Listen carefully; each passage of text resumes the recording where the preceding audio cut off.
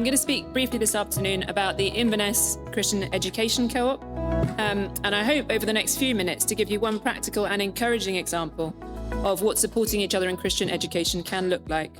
And at the end, I'm also going to speak briefly about flexi-schooling as an option for Christian families. Flexi-schooling means that children attend school for part of the week, but learn at home with parents for 1 or 2 days in the working week. So what is the Inverness Christian Education Co-op?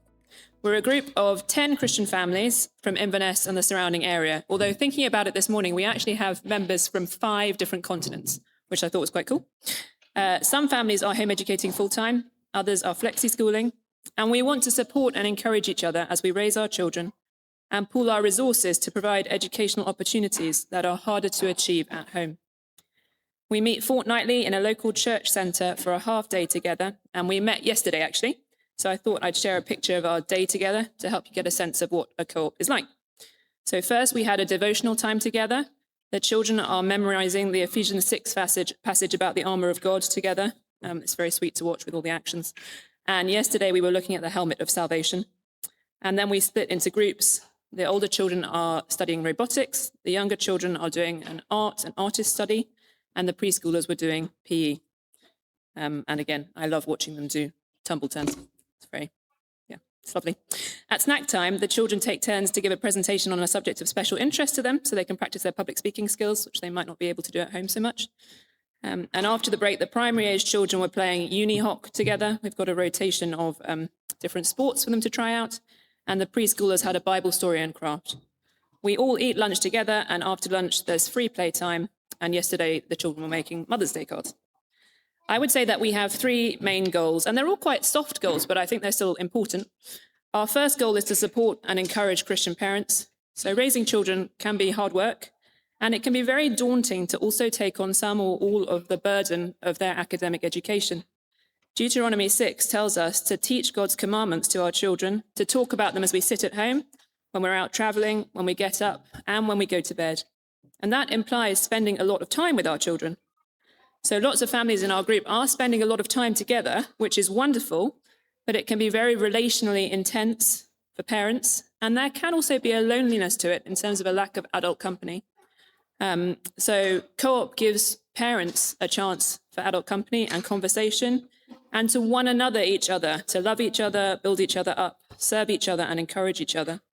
Sometimes that's sharing specific teaching advice or curriculum, but very often it's chatting about how the week has gone and speaking truth into each other's lives and praying for each other.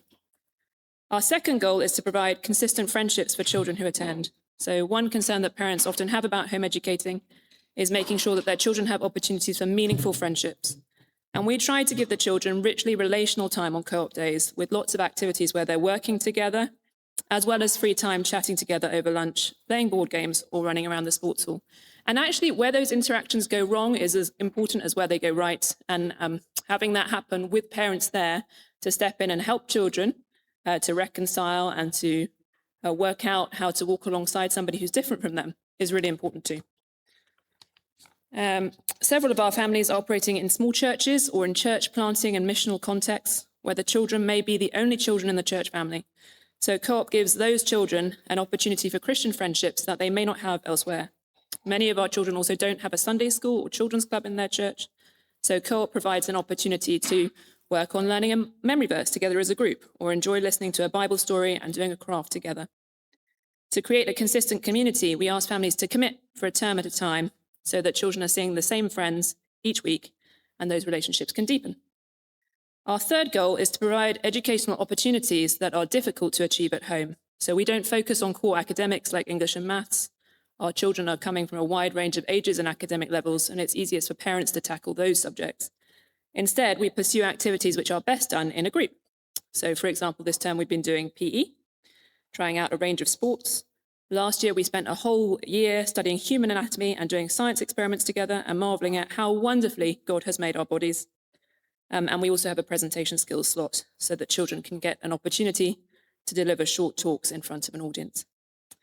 And we're not the only group like this operating in Inverness, so there's also a secondary age co-op, which Irene is involved in, and there's another Christian group, which is probably less formal, and that's actually an excellent resource for some families. The Highlands is a very remote area, so not everybody can commit to coming in regularly.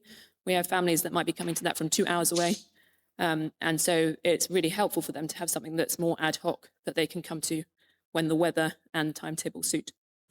And it's wonderful that we're all able to work together and support each other in that. If you wanted to pray for us, and we'd be really grateful, a couple of specific ideas. The first is to give thanks for the support of a local church who let us meet in their building at a very reasonable rate. And that means that we have space for several groups and a sports hall for running around and burning off energy in the winter. So I'm just very thankful for partnership with a local church. And ask God to sustain us as parents as we prepare and lead sessions and care for the children. We have about 30 children. We have new babies in the group. We're constantly adding at the bottom end. And it can feel like a big thing for parents, mostly mums, to run the co-op and have enough adults to teach all the slots. And my other prayer request would be that we want to support local families. And so I ask God, who ordains each of our days, to help us to get into touch with families who would benefit from coming to co-op. And that as we work together, that we keep our eyes fixed on Jesus and keep worshipping him and giving him the glory in all the little things that we do week by week with our children. I also just wanted to speak to you briefly about flexi-schooling, which is a subject that is not often talked about, but we have a number of flexi-schooling families in our group. So where their children are in a school environment for 3 or 4 days a week and at home with parents 1 or 2 days a week. My own family currently home educate, but we did flexi-school previously. Flexi-schooling is relatively easy to arrange in Scotland because there is provision in the law for children to be educated in accordance with their parents' wishes, as far as that's reasonably possible. And our local council is very supportive generally. When applying for flexi-schooling, the key thing is to have a good relationship with the school's head teacher, because the local authority will base their decision on whether the head teacher wants the arrangement to go ahead. I think flexi-schooling can be a good option to consider for some Christian families. Not everyone is in a position to educate at home full-time for a range of reasons, and not everyone has access to a Christian school, particularly in the Highlands, which is a large and remote region. Flexi-schooling shifts the balance of the child's time and influence more towards the family and gives parents more input into teaching their children. So on your home day or days, it's easier to find a longer time to read the Bible together. And there are good opportunities to work on character and diligence as you sit by your child and help them with a subject they find difficult. I find myself quite often saying to my children, good handwriting is a gift to your reader, as I send them back to do the work again. Flexi-schooling also brings the joy of supporting your child in their strengths and interests and helping them to thrive as the person that God has made them. So that could be doing more challenging maths with a child who loves maths, or working on a special area of scientific or historic interest together. And it also gives families an opportunity to dip a toe into the idea of educating their children themselves without going from 0 to 100%. Some parents feel very daunted by taking on sole responsibility for their children's academic education, and flexi-schooling can give them some time to find their feet in that and work out routines and curricula for the family. I just wanted to finish by, I was just thinking about our devotional time yesterday, and Sarah, one of my co-leaders, was teaching the children about the helmet of salvation and the shield of faith, and how it's so important for our children to be clear and confident in gospel truth so that they're able to withstand the flaming arrows of the evil one. And that's really one of our great goals at Co-op, is to bring the joy of the gospel and a confidence in their faith to our children together as a group, so that whatever context we're going out into that week, and also in the future as they get older, that they'll be so confident in the gospel that the lies that they hear won't even appeal. I don't know if you've ever heard the expulsive power of a new affection, that the gospel, when we know it clearly, looks so good that other things lose their luster, and we can see them clearly for what they are. And I think that's one of the things we hope for at Co-op, is that our children would know and love the Lord Jesus and the good news about him.